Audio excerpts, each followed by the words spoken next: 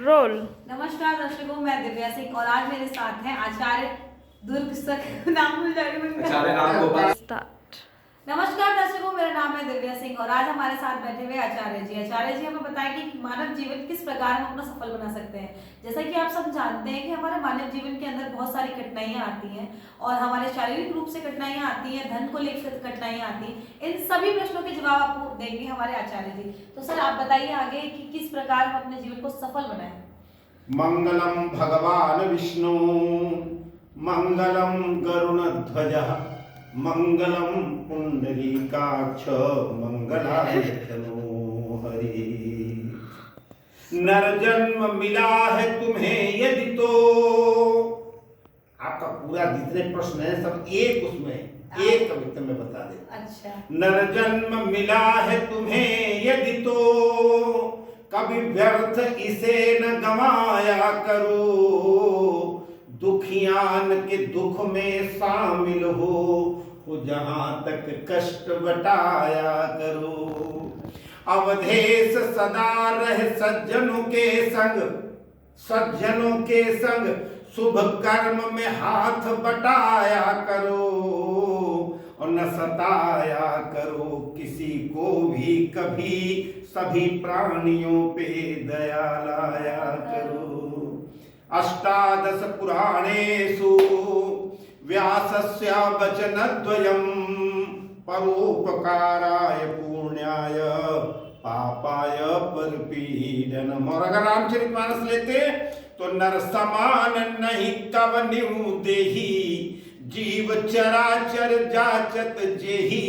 लेकिन नर तन पाई और विषय मन देहि, और पलट सुधाते सठ बिसुलेहि। ना मानव जीवन तो सफल तब बनेगा, संघर्षों में जीने की कल्पना तब होगी जब तुम्हारे अंदर धैर्य होगा, अहिंसा होगी, जब तुम्हारे अंदर दया होगी, क्षमा होगी, करुणा होगी। और किसी के अंदर ये सारी चीजें होती हुए भी अगर उनको सफलताएं नहीं मिल रही, ऐसा नहीं होता नहीं है। बहुत से लोग हैं, ऐसा ना आप एक गांव में अगर आप आम का पेड़ लगाओगे तो उसमें आम ही आएंगे। कई बार फूल आके आम झड़ जाते हैं, नहीं, फिर भी उसमें इतने रहते हैं, चाहे जितना पाला पड़ता है, चाहे जितने। इसके लिए मैं आपको एक उदाहरण दे सकती हूँ कि एक गांव है इटमा गांव, उसमें एक महिला रहती थी और महिला इतनी दयामान थी, उसका भाव इतना अच्छा था, भक्ति में लीन रहती थी, हमेशा दूसरों को अच्छा सोचती थी। उसने अपने जीवन में कभी किसी तरह का लोभ या किसी के लेने की भावना नहीं रखी। उसके बावजूद उसकी लाइफ में इतनी कठिनाइयां आई,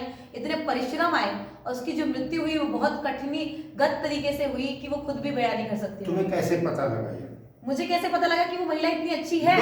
अरे हाँ, कैसे पता? क्योंकि मैंने देखा है उस महिला को 1000 लोगों ने उसकी। तुम्हारी उम्र कितनी, उसकी उम्र कितनी है? उनकी उम्र हो चुकी है अब 82। और तुम्हारी कितनी है? मेरी हो चुकी है 21। 21 का मतलब 10 साल बाद तुम्हारी जब नेचुरल वे में आया, ज्ञान आया, तब तुमने देखना। इससे पहले उसका जीवन कैसा रहा है? क्योंकि मृत्यु से पहले जीवन में किए हुए कार्य, पुनरपि जननम पुनरपि मरणम पुनरपि जननी जठरे शयनम तदपि न मुंचत्यासा पिंडम भज गोविंदम गोविंदम भज मूढ़मते।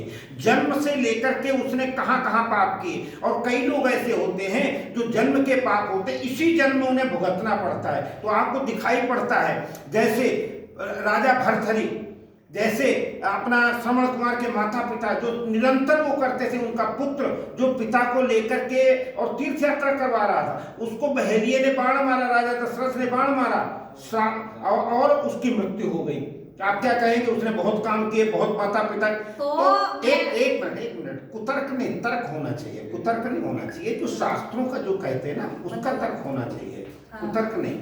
तर्क ये कहता है कि आपने जन्म के समय से लेकर जो पाप किए हैं, मृत्यु के समय आपको भुगतने पड़ते हैं।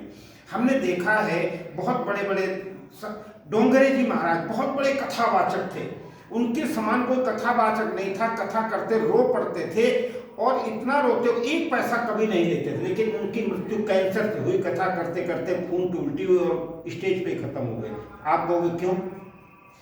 इसलिए जान की जो माया है ना, यह माया सब जगह ही नचावा, जासु चरित्र लख काहू न पावा, नट मरकट इव सब ही नचावत, राम खगेश वेद अस गावत। कब किसने कहां पर पुण्य किया है, कब किसने पाप कहां किया है, उसकी निर्धारण तब होता है कि जब मृत्यु से पहले अजामिल कितना बड़ा भक्त था, कितना बड़ा पहले भोगी था, अंत में भक्त बन गया। उसने इतना बड़ा भोगी होने के बाद अंत समय में कहा नारायण तू कहाँ है। उसके घर में ऋषि मुनि आए, उनका तो इतना बड़ा भोगी है, इतना बड़ा जो दुष्कर्मी है, तो अपने बेटा जब पैदा हो तो उसका नाम नारायण रखियो।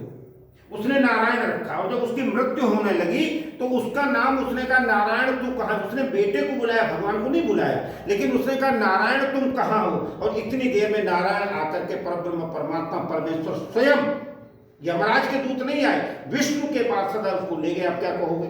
इसलिए मानव जीवन की सफलता तब होती है जब जीवन सरल सुबल होता है, जब परोपकार की भावना होती है, जब अहिंसा की भावना होती है, जब क्षमा होती, दया होती, करुणा होती है, और जब परब्रह्म परमात्मा के चरणों में लीन होता है।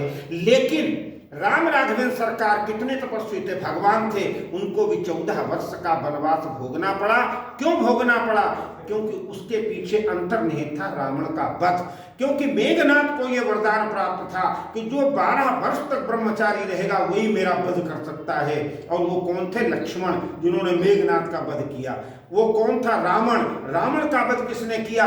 राम ने किया, जो पातिव्रत धर्म को पालन करने वाले थे, जिन्होंने अपने पत्नी को दूसरा विवाह राम चाहते कर सकते थे, लेकिन राजा होकर के भी दूसरा विवाह नहीं किया, सीता की खोज में लग गए। तो ये जो पराक्रम होता है, जिसके अंदर मर्यादा होती है, शौर्य होता है, आदर्श होता है, वही जीवन उसी का सफल होता है। और जीवन सफल होने का मापदंड क्या है? केवल एक बात, परब्रह्म परमात्मा के लिए जो परोपकार करता है, जो सबके सुख में सुखी होता, जो सबके दुख में दुखी होता है, जो परोपकार करता है, जो दूसरे को प्रणाम करता है, अभिवादन करता है, इसीलिए मानव जीवन उसी का सफल होता है। धन्यवाद, नमस्कार। कोई बात नहीं।